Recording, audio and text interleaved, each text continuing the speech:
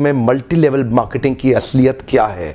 What is this multi level marketing? ये होता क्या है? नेटवर्क मार्केटिंग कह लो, चेन मार्केटिंग कहते हैं कई लोग, कहीं इसको पिरामिड स्कीम कहते हैं, कहीं इसको स्कीम स्कैम स्कैंडल कहते हैं। वास्तव में मैं अपने ओपन हाउस वर्कशॉप्स और मेरे बड़े ब्रांड जो मेरे क्लाइंट्स हैं, आज देश में जितने बड़े ब्रांड्स हैं वो लगभग सब के सब मेरे क्लाइंट्स हैं, उनके साथ में मैं काफ़ी बिजी था। मैं इस तरफ जाना ही नहीं चाहता था। इस इंडस्ट्री पे कई सवाल उठाए जाते हैं, मैं थोड़ा अपने आप को दूर रखता था। आज मैं आपको इस industry multi level network marketing का निष्पक्ष रूप से दोनों पहलू देना चाहूंगा। वैसे देखा जाए तो मल्टी लेवल मार्केटिंग एक सोचा समझा सैद्धांतिक फिलोसॉफिकल साइंटिफिक प्रोसेस है एक प्रोडक्ट गुड्स एंड सर्विसेज को मार्केट करने का। मल्टी लेवल मार्केटिंग एक अपने आप में बहुत अच्छी इंडस्ट्री है, लेकिन क्यों उसका नाम खराब है, क्यों लोग नहीं ज्वाइन करना चाहते? देखिए, दो प्रकार की चीजें हैं। या तो कोई स्कीम स्कैम वाली कंपनी आ जाती है, जैसे वो शारदा स्कैम या जैसे वो स्पीक एशिया, या और भी अभी पीछे एक कंपनी आई थी जो बाइनरी के साथ आई थी, भयंकर विस्फोटक रूप से फैली, कई करोड़पति उन्होंने बनाए और रातों रात अचानक गायब हो गई। ऐसे एक्सपीरियंसेस ही आपको तंग करते हैं और परेशान करेंगे। ध्यान दीजिएगा, स्कीम और स्कैम इन्होंने मल्टी लेवल मार्केटिंग का नाम खराब कर दिया, वरना ये फुल प्रूफ पावरफुल एक ऐसी इंडस्ट्री है जो दुनिया में सबसे ज़्यादा तेजी से सबसे अच्छे स्टेबल करोड़पति तैयार कर सकती है। ध्यान दीजिएगा, मल्टी लेवल मार्केटिंग बुरी नहीं है, इसमें दो चीज़ें खराब है। या तो वो कंपनी खराब है जो इसी माइंडसेट से आती है कि पैसा लूटो और निकल लो, या वो लोग जो फेलियर हो गए, इसमें सफल नहीं हो सके, बाहर जाके इसकी इतनी निंदा करते हैं और वो चाहते हैं कि आप ना जाएं, क्योंकि वो सफल नहीं हो सके इसलिए वो आपको भी सफल नहीं देखना चाहते।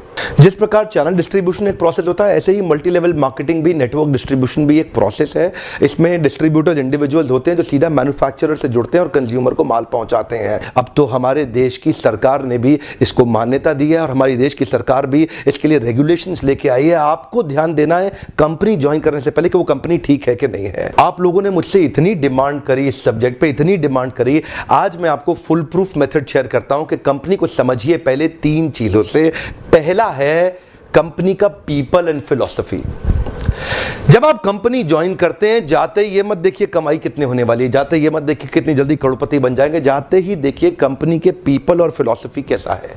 फिलॉसफी मतलब उस कंपनी का सिद्धांत क्या है, वो क्या उस कंपनी के पास एक बाइंडिंग फोर्स है जिसके कारण लोग जुड़ चुके हैं, क्या उस कंपनी के पीपल में कल्चर बहुत अच्छा है, क्या वो कंपनी के पीपल में उनका लीडरशिप बड़ा शानदार है, क्या कंपनी के पीपल के अंदर ट्रेनिंग की मेथोडोलॉजी और ट्रेनिंग के प्रोसेस पे बहुत जोर दिया जा रहा है। जिस नेटवर्क मार्केटिंग कंपनी के अंदर लर्निंग एंड डेवलपमेंट और ट्रेनिंग पे फोकस नहीं किया जाता, सावधान, वो कंपनी ज्यादा चलेगी ही नहीं। जिस कंपनी में केवल बार बार प्रॉफिट की बात की जा रही है, प्रॉफिट की बात की जा रही है और कल्चर केवल प्रॉफिट प्रॉफिट प्रॉफिट की बात कर रहा है, फिलॉसफी या कोई पर्पस नहीं है जिस कंपनी का, जिस कंपनी के अंदर जो मैन पावर, जो उनके पीपल हैं, वहां पे अगर जाते ही आपको मिल करके लोगों से अच्छा नहीं महसूस हो रहा, आपको देखिए लालची लोग तो नहीं दिखाई पड़ रहे आपको, मैं ये पूछना चाहता हूं। जहां आप जा रहे हैं हर समय पैसा पैसा पैसा तो नहीं कर रहे केवल, वो सपने होना एक अलग बात है, लेकिन कंपनी को किसी कारण से रन करना जो कि एक बाइंडिंग फोर्स बन जाता है ऑर्गेनाइजेशनल बिलीफ का, जहां पे लोग इकट्ठे जुड़ जाते हैं, बिना तनख्वाह के भी लोग मिलना चाहते हैं,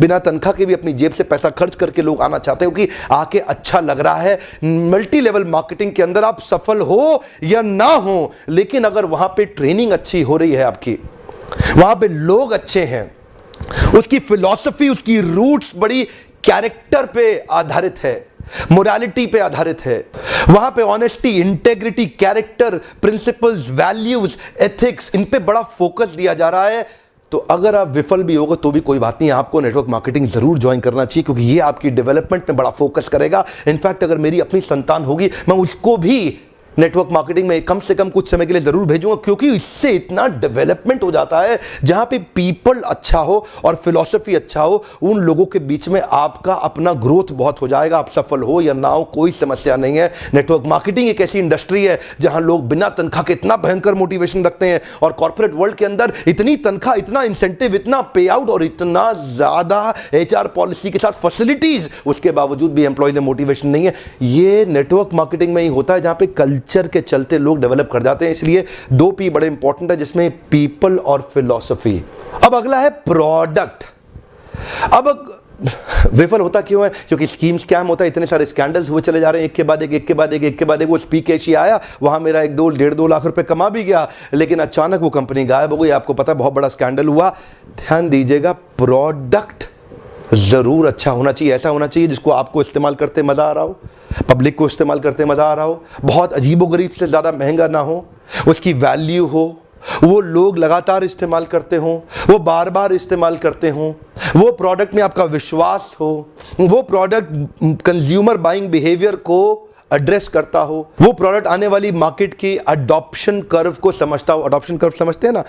आने वाले समय में मार्केट किधर अडॉप्ट कर रही है, मार्केट को किस तरह के प्रोडक्ट सर्विसेज की ज़्यादा ज़रूरत पड़ने वाली है। तो क्या आपकी कंपनी के प्रोडक्ट सर्विसेज लूटने के लिए बनाए गए हैं, बेवकूफ़ बनाने के लिए, खाली स्कीम के लिए बनाए गए? एक बहुत बड़ी नेटवर्क मार्केटिंग कंपनी थी पीछे जिसने कई करोड़पति बनाए, लेकिन वो केवल स्कीम बेचने में लगे हुए थे। वो लोग एक कॉन्सेप्ट बेचने में लगे हुए थे। आपकी कंपनी कोई कॉन्सेप्ट तो नहीं बेच रही है, ऐसा तो नहीं खाली रिक्रूटमेंट का ही पैसा दिए जा रही है, इतने लोग बनाओ, इतना पैसा लो। सावधान, प्रोडक्ट अच्छा होना चाहिए और जिसको आपको इस्तेमाल करने में मजा आना चाहिए। अब फाइनली आता है कंपनी का प्लान या प्रॉफिट पे आउट। उनका प्लान प्रॉफिट पे आउट कैसा है वो अब देखिएगा आराम से। प्रॉफिट आखिरी चीज है। अगर ये पहले के 2 P जो मैंने ठीक से समझाए, अगर ये पूरे हो गए, प्लान प्रॉफिट अपने आप ठीक हो जाएगा। आप थोड़ा सा बस देख लीजिए कि ऐसा तो नहीं है कि कंपनी साल के एंड में पैसा देती हो, आपको हर महीने या हर हफ्ते पे आउट मिल रहा है कि नहीं मिल रहा, वो एक इंपॉर्टेंट चीज है। और प्लान प्रॉफिट आपके लिए रीजनेबली अच्छा होना चाहिए। बाकी 2 चीजें अगर ठीक हुई, प्लान प्रॉफिट, कमाई की चिंता मत करिए, बहुत होगी। एक्चुअली नेटवर्क मार्केटिंग में पावर ऑफ कंपाउंडिंग काम करता है। You know what is power of compounding? Compounding effect. Einstein says compounding interest is the 8th wonder of the world. अगर आप 2 उदाहरण लीजिए, अनाज की खेती कर लें या आम का खेत बनाएं। अनाज अगर आप उगाएंगे 4 महीने लगेंगे, आम की गुठली बो दें 4 साल लग जाएंगे। अनाज तो फट फट फट फट फट फट फट मिल जाएगा, आपका काम खत्म, 4 महीने में दोबारा प्रोसेस चालू। लेकिन आम की गुठली एक बार बोई 4 साल तक हो सकता है कुछ ना मिले आपको, लेकिन उसके बाद मिला तो अगले 200 साल तक आम मिलता रहेगा, मिलता रहेगा, मिलता रहेगा, मिलता रहेगा। यही है नेटवर्क मार्केटिंग। लोग आपको कहते हैं नेटवर्क मार्केटिंग एक अरबपति बनने का धंधा है, आते ही करोड़पति बन जाओगे। धोखा दे रहा, झूठ बोल रहा है आपको, कभी नहीं होगा। किसी धंधे में दुनिया के आज तक ऐसा कभी नहीं हुआ। No business can make you billionaire overnight, वो स्कीम स्कैम है। नेटवर्क मार्केटिंग में लगातार निरंतर मेहनत करनी पड़ती है और कंपाउंडिंग रिजल्ट मिलता है। बाकी आपकी जॉब के अंदर भी आपको लगातार मेहनत करनी पड़ती है, लेकिन कंपाउंडिंग रिजल्ट कभी नहीं मिलता। यही एक फर्क है बस नेटवर्क मार्केटिंग